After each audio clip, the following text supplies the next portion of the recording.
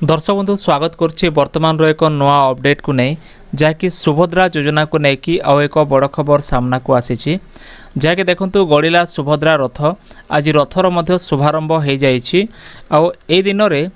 आमर उपमुख्यमंत्री और मुख्यमंत्री दुई जन दुईटी वार्ता देते विशेषकर अति इम्पोर्टाट वार्ता अटे तेणुक आपण वीडियो को आरंभ शेष देखंतु आमर मुख्यमंत्री कौन कहते और उपमुख्यमंत्री कौन कहते या पूर्व छोट रिक्वेस्ट यदि प्रथम कर आम चैनल देखुं चैनल को सब्सक्राइब करी पाखरे थिबा घंटी आइकन प्रेस करी नोटिफिकेशन ऑल उपर क्लिक करंतु। देखो वर्तमान कनक ब्यूरो रे एक आर्टिकल प्रकाश पाई जहाँकि सुभद्रा सचेतनता रथर शुभारंभ हो जाइए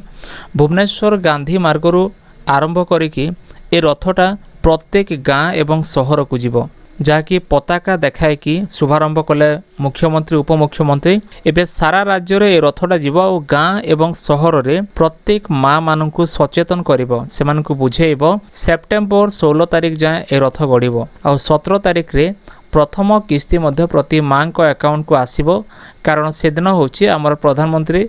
मोदी को जन्मदिन तेबे ये जो अवसर रे मुख्यमंत्री मध्य उद्बोधन देइछन्ति से कहिछन्ति जे प्रति महिला को स्वप्न पूरण करबा होछि सुभद्रार मूल लक्ष्य स्वप्न पूरण करबा एहा कोनोसी सरकारी योजना नुहे एवं एहा ओडिसार अस्मितार परिचय बोली से कहिछन्ति महिला को स्वावलंबी करिबार सहायक हेबो आ सुभद्रा रथ प्रति जिल्ला रे गढियो बोली से कहिछन्ति आ एटा होछि हमरो मुख्यमंत्री को वार्ता कि यदि आपण उपमुख्यमंत्री वार्ता देखिबे देखंतु एपटे हमरो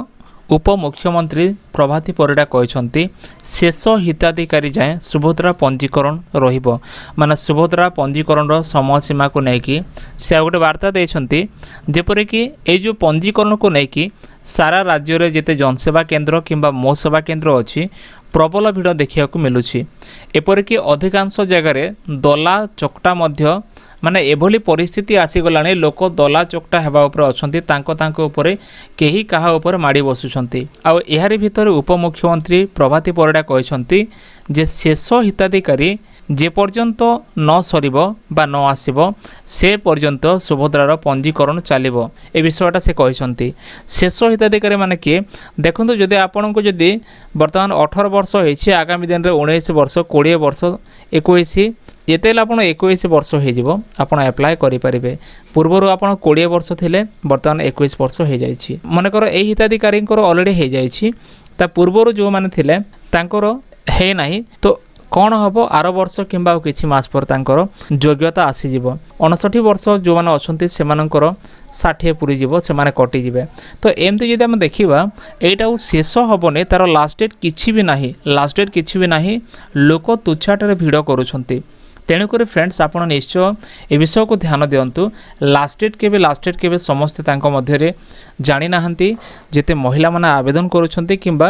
आमर जो गाँ गहली जहाँ भी कथबार्ता चलुची लास्ट डेट बोलिकी से भावुंट कि लास्ट डेट ना खोद निजे ही प्रभाती परिडा आमर उपमुख्यमंत्री से कहीदे कि शेष हिताधिकारी जे पर्यंत न सर से पर्यंत सुभद्रा पंजीकरण चलो। तो फ्रेंड्स ये वर्तमान सुभद्रा को लेकिन एक लेटेस्ट अपडेट जहाँकि आपण मैंने देखिले जहाँकि सुभद्रा रथ वर्तमान प्रति गाँ को गड़िया को जाऊँगी और प्रति गाँव में सुभद्रा रथ गड़िकी से सचेतन करेंगे ए सुभद्रा महिला मान स्वप्न पूरण करबा बोलिकी और प्रभाती परिडा आमर जो उपमुख्यमंत्री मैम कहवा हिसाब से सुभद्रार शेष